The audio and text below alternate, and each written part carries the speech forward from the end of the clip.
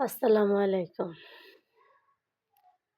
আমাদের মতো শত শত ভাই বোন এই দূর প্রবাসের মাটিতে অনেক অনেক জায়গায়। কিন্তু আমাদের মতো ভয়ে সবটা প্রবাসী ভাই বোনের আত্মা শুকায় আসতেছে। কারণ ইদানিং আগে পরে শুধু শুনছি বোম মারে। এখন নিজে চোখে দেখার পর থেকে মনে হইতেছে কি হয়তো আমরা আর আমাদের ছেলে মেয়ে সন্তানদের বুকে নিয়ে একসাথে আমরা থাকতে পারবো না।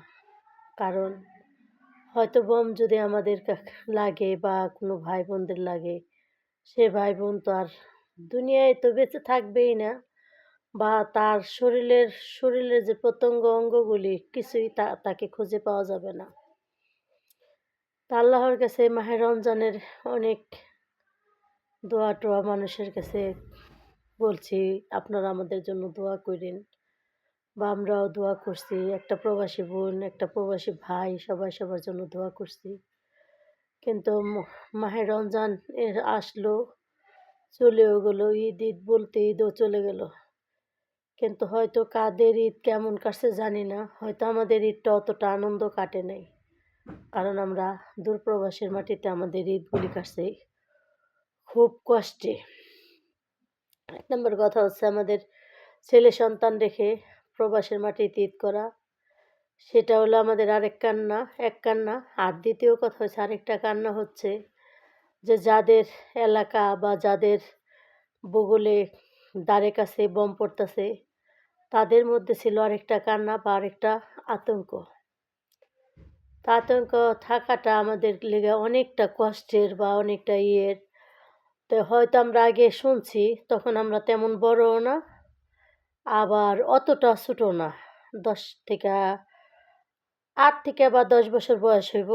তখন শুনছি কুয়েতের গন্ডগোল। তখন আমার আব্বারা, মা, বাবারা সবাই তখন রেডিওতে খবর শুনতো। তখন এত টেলিভিশনের যুগ ছিল না। কুয়েতের গন্ডগোল শুনছি। তা এখন দেখা যাচ্ছে কুয়েতের গন্ডগোলে মানুষ কিসের জন্য এত আতঙ্ক হইছে, বা এত কষ্ট করে তারা এত খবর দেখার জন্য এক বাড়ি থেকে আরেক বাড়ি দৌড়ে গেছে, বা একটা বাড়িতে ট্যাপ বা রেডিও থাকলে মনে করেন হাজার মানুষ এক বাড়িতে বসে রেডিওর খবর শুনছে। একটা দোকানে বসে শতে মানুষ খবর শুনছে যে কেউ ওরে কথা বলতে দেয় না, তোমরা চুপ থাকো, খবরটা শুনতে দাও কি। কিন্তু এখন তো যার ঘরে বা যার হাতে রেখে এই খবর শুনে বা এই শুনে মানুষ অতটা ভয় করে না। কিন্তু যারা এই গন্ডগোলের মধ্যে পড়ছে বা আমরা পড়ছি, পরিস্থিতির মধ্যে পড়ছি, আমাদের এমন একটা ভয় ভিতরে কাজ করে।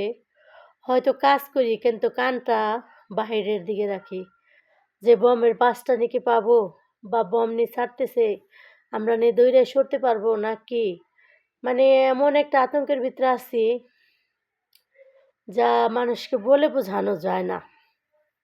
তবে সবার কাছে একটাই অনুরোধ বা একটাই রিকোয়েস্ট, যারা আমাদের এই বমের খবরগুলি পাও বা ভিডিওগুলি দেখো, অন্তত তোমরা যদি একটা লাইক, কমেন্ট, শেয়ার করে অন্যকে দেখার মতো সুযোগ করে দাও। হয়তো তোমাদের উছিলায় আরেকটা মানুষ শুনে আমাদের জন্য দোয়া করবে। আমরা কিন্তু এটা টাকা পয়সার উদ্দেশ্য করে ভিডিওটা তৈরি করি না। আর টাকা পয়সা এখানে ইনকাম করব সেটার লেগেও না। শুধু কি জানো, আমাদের জানের ভয়। আমরা যারা দূরপ্রবাসের মাটিতে আছি ভয়। আমরা একটা পরিবারেরই, আমার বাবার বাড়ি বা আমার স্বামীর বাড়ির, আমরা মেয়ে জামাই ভাগ্নি বাইস্তে মিলে আমরা ৮ জন ১০ জন মানুষ একটা পরিবারের এই সৌদির মাটিতে আছি। একটা পরিবার মনে করো।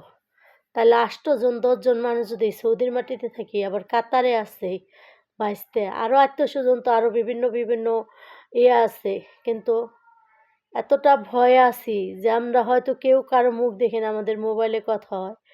কিন্তু এতটা আতঙ্কের মধ্যে আমাদের আল্লাহ তাআলা যেন আর না ফালায়, আমাদের থেকে যেন আল্লাহ তাআলা যেন একটু দৃষ্টিতে তাকায়, যেন আমরা এ থেকে মুক্ত পাই। আমরা যেন দেশের মাটিতে সন্তানদের বুকে যাইতে পারি, বা ভাই বোন সবার কাছে যাইতে পারি, প্রিয়জনদের কাছে যাইতে পারি। এতটা কষ্টের সাথে তোমাদের সাথে ভিডিও করি। তোমরা লাইক, কমেন্ট, শেয়ার, সাবস্ক্রাইব করবা, অন্যকে দেখার সুযোগ করবা। একটু দোয়া করবে আমাদের জন্য। আমরা জানি সবাই যেন প্রবাসের মাটি থেকে সুস্থ স্বাভাবিকভাবে বাংলাদেশের মাটিতে ফিরতে পারি। ঈদ চলে গেল, একটা ঈদ, আরেকটা ঈদ আছে। জানি না কার ভাগ্যে আছে কার নাই। আল্লাহ হাফেজ, বাই বাই। বেশি বেশি লাইক কমেন্ট শেয়ার করবা। দেখো এই অনুরোধ করলাম তোমাদের কাছে। আল্লাহ হাফেজ।